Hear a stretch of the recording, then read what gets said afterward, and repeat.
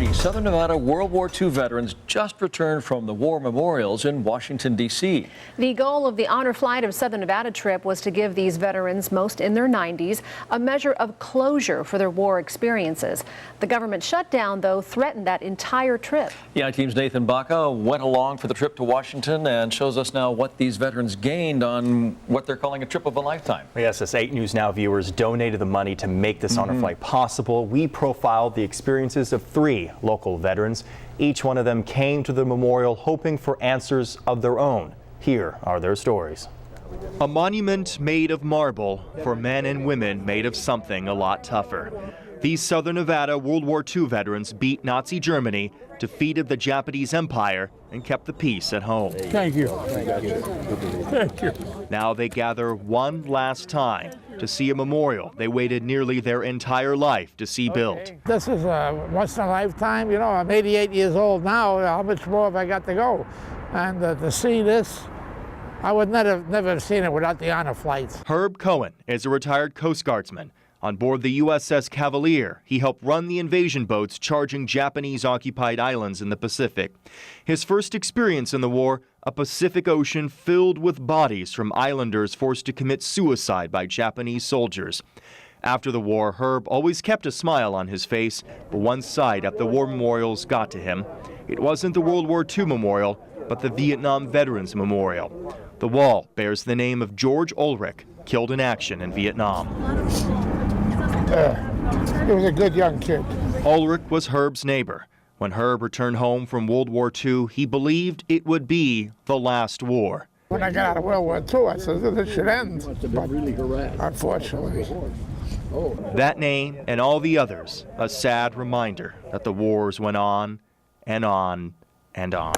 Catherine DuPont tracked casualties and supplies heading out to the Pacific while based in the San Francisco Bay Area. She and the other women of the Waves were pioneers, paving the way for all servicewomen. Joining Honor Flight gave Catherine the chance to meet the few World War II female veterans left. I think it's very awe-inspiring. I really, really enjoyed seeing it, though, and I'm so proud of what they did with it. Bill Knapp, now 91 years old, dropped into Nazi-occupied Germany in the early morning hours of D-Day. The paratrooper lived through the carnage of Hitler's ravaged Europe. I'm happy and sad at the same time. All of these veterans were once just teenagers themselves, caught in a whirlwind of worldwide destruction.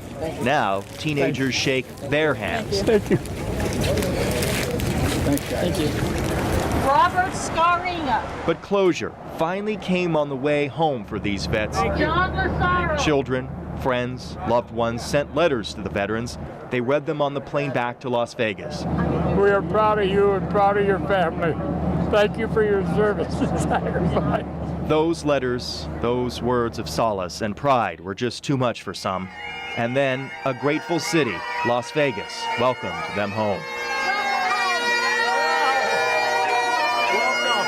Through tearful salutes, the realization finally hit these veterans that in the twilight of their years, they had all finally reached a peace the end of the war never truly gave.